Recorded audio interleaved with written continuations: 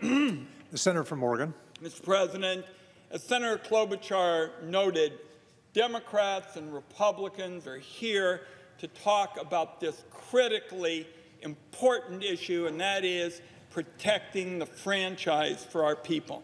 And I want to begin, Mr. President, by saying the ink is barely dry on the indictment of the Russian hackers who tried to undermine our democracy, and the President of the United States is trying to deny that it actually happened. Just put your arms around that one for a moment, colleagues. The indictment of the Russian hackers is just days old. The President's own intelligence officials are telling him that an attack on our democracy is a near certainty, and he has just not been willing to step up and prevent it. In fact, he continues to refuse to accept the basic facts of the attack the Russians perpetrated in 2016. The fact, however, is Americans are learning more and more about what actually happened. And it is becoming increasingly clear that what the President calls a witch hunt is turning up a lot of witches. The attack on our democracy was plotted and perpetrated by agents of the Russian government. It came from the very top. It wasn't perpetrated by some other unidentified country. And it wasn't some random fella in his mom's basement. It was Russia. And somehow the President is too mesmerized by Vladimir Putin to admit that. Now, the public learned from the indictments unsealed in the last several days that Russian intelligence officials hacked in to the computers of the Democratic National Committee, stole data, and planted surveillance software. They were basically hoovering up voter data that belonged to 500,000 Americans. They targeted our election infrastructure and searched for vulnerabilities that might have allowed them to get and affect the results. A Russian national with ties to Russian intelligence used what was called a, quote, gun rights organization to infiltrate conservative circles and sway our political judgments. Those are the facts, Mr. President and colleagues, and no matter how the President twists himself into a pretzel to try to describe it otherwise, those are the realities. And our election system and our digital infrastructure are still exceptionally vulnerable to attack. The President's Director of National Intelligence, our former colleague, has said, and I quote, not months ago, recently, the lights are blinking red. So our colleagues, Senator Leahy and Senator Klobuchar, are looking at an important investment of funds to assist the states. And there is no question in my mind, looking at this challenge, this will be a challenge that benefits from the additional funds, since this is a national problem. The Director of Homeland Security said in response to my question, you know, we don't ask Delaware or Oregon or small towns, if you're dealing with an attack on your democracy, we don't say to a small town in Delaware or Oregon, well, you figure out how to do it.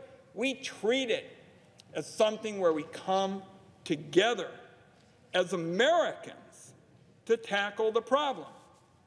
So we are going to need additional funds for attacking this extraordinarily important challenge. And I'm going to be heading home For town hall meetings, we have these sessions, throw open the doors, everybody's welcome, and folks are going to hear about what we're talking about in election security, and folks are going to say, Ron, what are the best ideas out there for stopping the Russians from hacking our elections? And I will say to my colleagues, we're going to talk some more about this, cybersecurity experts are overwhelmingly united on what is best for stopping the Russian hackers. Overwhelmingly, this country's cybersecurity experts, people who aren't Democrats and Republicans, they're people who are knowledgeable in this field, say the two things you need most are paper ballots and risk-limiting audits. Those two things, paper ballots and risk-limiting audits.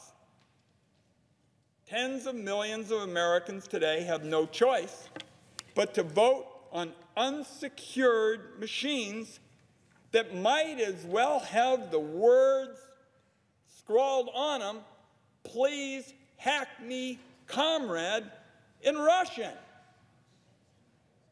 That's pretty much what you get with these unsecured voting machines. Now, the voting machine industry, I think I talked about this with my friend from Delaware, has basically considered themselves above the law.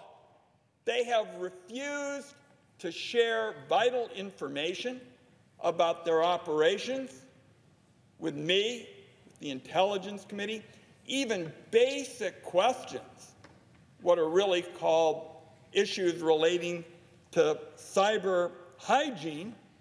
But what we know is some of these voting machines have actually come pre-installed with remote monitoring software, which the cybersecurity experts will tell you is a recipe for disaster. The experts also will tell you that barcode ballot marking devices are not the heart of a solution to really secure elections. And when you ask the companies that manufacture these machines, they are ducking and weaving when they're asked even the most basic and straightforward questions about how they're protecting American voters. So, colleagues, as we move to start this extraordinarily important debate, I want to be clear about what I think the most important challenge is. Our most important job is to build a new partnership between the states and localities and the federal election officials that actually protects American voters from getting hacked by the Russians. That's what this is all about. Actually making sure we provide that added measure of assistance and security for American voters. In the name of supporting that cause, I proposed legislation called the PAVE Act that in effect says we gotta build around common sense and what the independent cybersecurity experts say is important. Paper ballots and post-election audits. That, in my view, is the heart of what we ought to be looking for ways to support. If a polling place starts Election Day with a line of people out the door, it ought to end the day with a stack of paper ballots that is hack-proof, a verifiable system that the Russians cannot touch. If the United States is going to go along with business as usual an election security status quo of paperless machines and not very many audits, not effective audits, you're almost leaving ballot boxes on street corners in Red Square. So I'm going to close this way. When you have a debate this important about election security, what it's really about is whether Americans can trust that control of our democracy is actually in their hands. The easiest way to destroy what has certainly been waning confidence Americans have in our elections is to leave election systems vulnerable to attack. That is practically a surefire way to limit voter participation, and it certainly is going to generate a new firestorm of conspiracy theories in every American election from here on.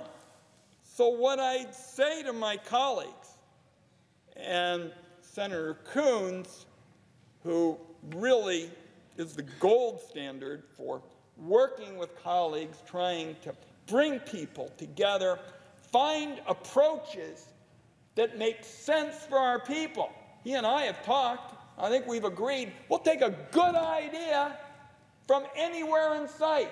If there's a good idea on this side of the aisle, we're interested. If there's a good idea over here, we're interested.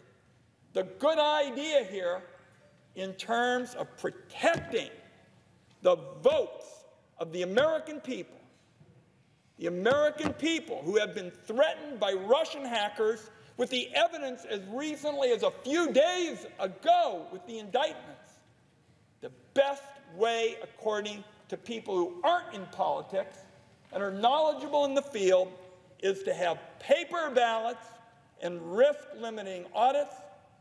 And as long as I have the honor to represent Oregon in the United States Senate, and we'll sure be talking about this at town hall meetings this weekend, I look forward to working with my colleagues on both sides of the aisle to advance that kind of approach, which I think is the surest path to block those Russian hackers from doing again and again and again what they did to us in this past election. Mr. President, I yield the floor. Mr. President. Senator from Delaware.